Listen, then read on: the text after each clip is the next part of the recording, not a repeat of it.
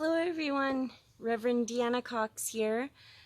Pardon me, I just have to mute my phone. There we go. Reverend Deanna Cox here with your midweek reflection for this first week of July. Hard to believe we're in July already. Canada Day has passed. Independence Day in the States has passed. Wow, we're well into July. So if you have been following our summer midweek reflections, you know that I have been issuing summer challenges. And as I was debating about what to talk with you today about, I was thinking about those challenges, and then it struck me. So the first challenge was to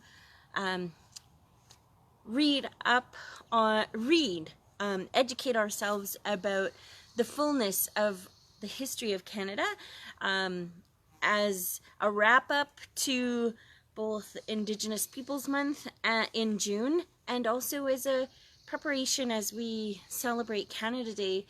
Knowing the fullness of the history of our country is important, and celebrations like that are often a time to kind of reflect and maybe think of how we can be better. And so hopefully that happened for you.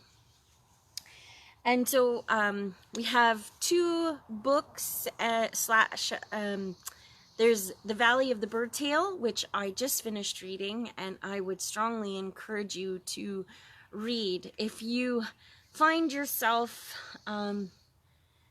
thinking, oh, why don't they just get over it already? Or, or they're just, if they applied themselves, they could make their situation better, or things like that. I really encourage you to do some of the reading. There are some systemic things at play that we don't realize, that have been at play since Canada was founded and before. And so I strongly, it reads like a storybook, so it's not really hard, and it follows the history from current day back to the inception of Canada, and then back to current day. And so if you find it getting harder, know that it's coming back, and will, but that journey is important. So there's that's the one book that, and there's also the Detective Gamache series by Louise Penny, or the TV series that was made of them called Three Pines. And then there's the movie called Bones of Crows. So that was our first challenge. Educating ourselves, reading, learning.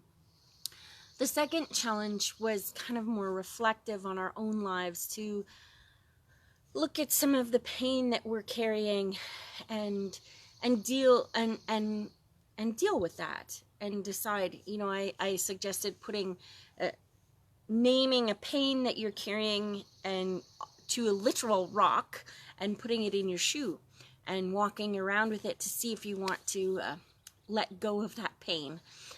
And so those were the two. And then as I was trying to, oh goodness, what am I going to talk about this week? I like to journal. It's not always in writing, in cursive. Sometimes it's artwork. And I was reading through something and realized that sometimes we can get stuck in the education or reflective places and not move beyond them. That we can spend a lot of time naming things or learning about things and never actually do anything about it. Because I encountered that in my journal, that I had been to a workshop actually about collaboration, but it was, this was, I don't know, maybe in last winter, last fall, and it was about how we think and that our brains are kind of programmed to either flight or fight, and that if something doesn't feel good to us, our brain goes into that kind of survival way of thinking. And that sometimes if we go back and look at our memories, that maybe what we've been telling ourselves isn't completely accurate. That maybe our body did that. It went into that survival mode and told us that XYZ was dangerous and fearful, so we should never try that again. But when really, it just made us feel uncomfortable. And if we had opened ourselves up to that, we, might have got past it. But instead, we have this ongoing message that keeps getting reaffirmed, because that's the other thing our brain does, is it looks for justification or affirmation in everything. Oh, see, that's why we were afraid to do that, because see, this is what happened. And so I was reading my journal about that, and about reflecting about pains that I've been carrying from my life, and that that maybe what I've been telling myself isn't the full truth of it. And I realized I haven't done anything about it. I've educated myself, I've reflected on it, I've journaled, I've meditated, and I haven't done anything about it. So nothing has changed. I'm still in that place. And so that's our third challenge for this summer, is to pick something and do it. Actually do it. Even if it's the teeniest step.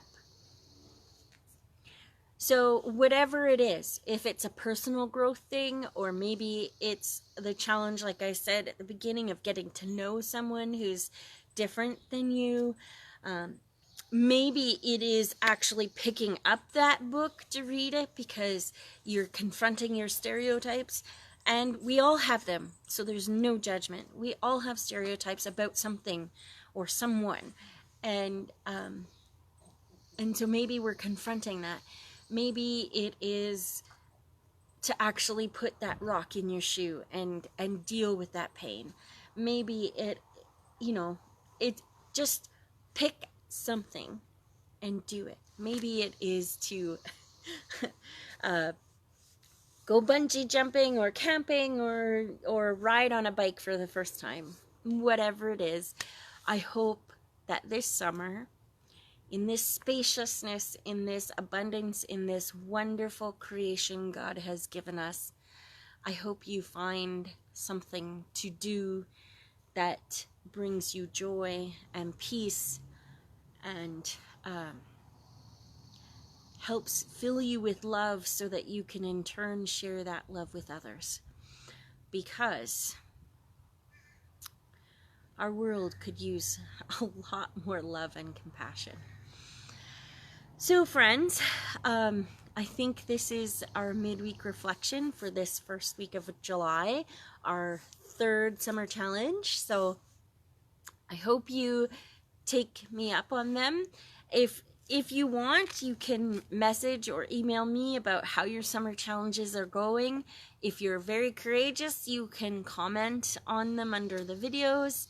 I would love to hear if you are picking up some of these summer challenges, or if you are not finding them applicable at all. Let me know that too, and maybe we can move in a different direction. Like I said before, this is our ministry for the community of this online community of DKR United, and also for the physical communities of Daysland, Killam, and Rosalind. And if you find this helpful, be sure to share it with a friend and tell them to check out our Facebook or YouTube or website, all under the name DKR United, so you can find us that way. And while you're checking those out, if our ministry is something that you find helpful and meaningful, if you are able to make a financial contribution, that would be deeply appreciated. And you can find out how to do that on our website, dkrunited.ca.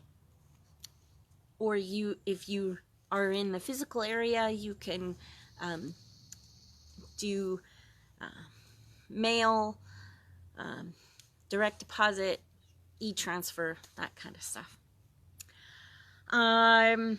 This evening, as a plug, if you're in the physical area, this evening we are having our very first fireside conversation, and it will be held in the Edgerton Day Campground, which is just outside of Daysland. And if you know of somebody who maybe doesn't come to Sunday church but has some questions on their heart, this is the place for them. We're just going to gather around the fire and have a conversation. We also have free hot dogs for supper, and yeah. So check us out. Take care. Share this with friends. Read, meditate, and do it. Take care, everyone. See you next week. Bye.